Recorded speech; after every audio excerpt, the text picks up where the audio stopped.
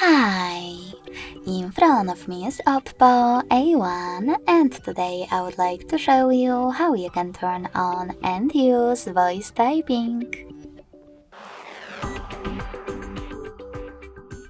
You need to begin by opening your device's keyboard. If microphone icon is not visible at the top right corner of it, select this gear next to clipboard.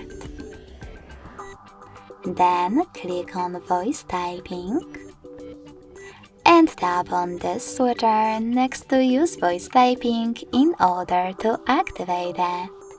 When you're ready, just go back to your keyboard. Now click on a now visible microphone icon. And if you never used voice typing before, click on while using the app in the pop-up. Then just start typing. When you are finished, click on the same icon again. Thanks so much for watching. If you enjoyed this video, don't forget to leave a like, comment and subscribe. Bye!